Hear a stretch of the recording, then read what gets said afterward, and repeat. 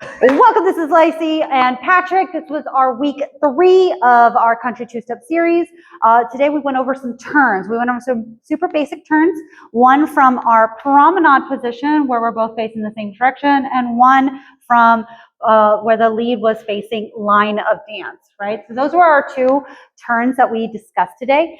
What we did was talk about load and explode, or action and reaction. So anytime that you have an action and reaction, it is very relaxed after the action. It's like when you have a bow and arrow, you're pulling back on the bow and arrow and you let the arrow fly, right? So when we worked on this, we had the leads work on bringing their left shoulder back and exhale, release. Left shoulder back and exhale, release. That was one of them.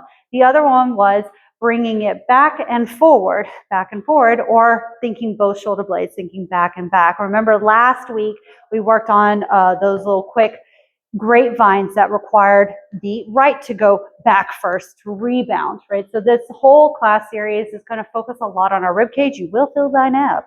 It will be great. So the first one we talked about was in the promenade position. We're going to face the camera on this, so you are line of dance right now.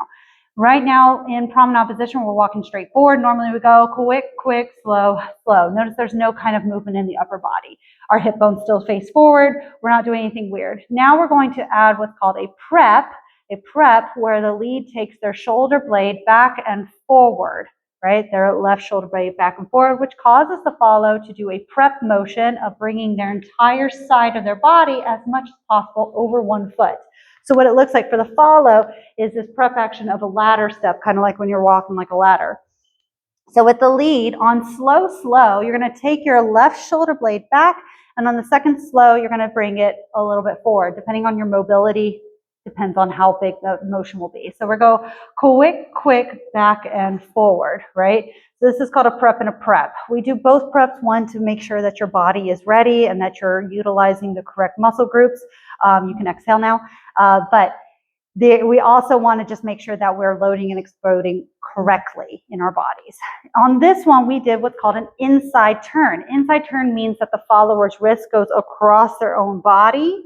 And we, as follows, being autonomous and responsible persons, anytime our wrist goes past our midline, we follow it with our sternum. I didn't talk about that too much in class, but if you think about it as quick, quick, slow, prep, slow, this is an action, and the lead is going to bring the wrist across the follower's midline and rotate their wrist to look at their watch. This is our next quick, right? So we had our second slow, quick, quick, slow, slow. Why does this work on a quick, quick? Is that there's a little bit faster rotation, and so we're able to get on the beat a little bit better. Then it's not always on a quick, quick of rotation, but if you generally think about it being on a quick, quick, the follow will rotate. If you want to think about a little bit extra technique, the lead, we normally have this like towel rack handhold. If you take the 2 middle fingers to the followers' pads of their knuckles, that's going to give you a little bit better space to lead them with and have it a little bit more comfortable during the rotation. If that's too much, just curl fingers. Everybody has curl fingers. Nobody's getting caught anywhere, right? You can do mwahahaha hands on your own self. You can do it with each other, right? That it rotates everywhere.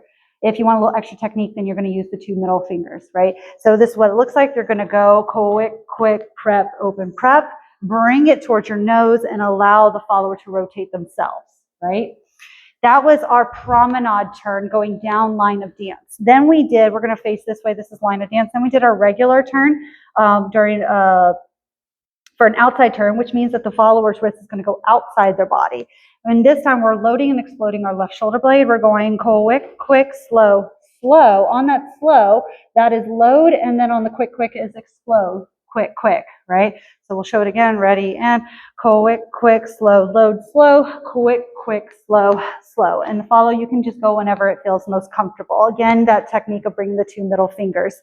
And I talked about looking in the direction that you're supposed to go, as well as I talked about if you're wanting to change the direction of the turn, you're going to have to make sure that the opposite foot is free. Okay, so again, if you're wanting to do an inside turn from here, you need to do the prep on the previous slow. We didn't talk about that.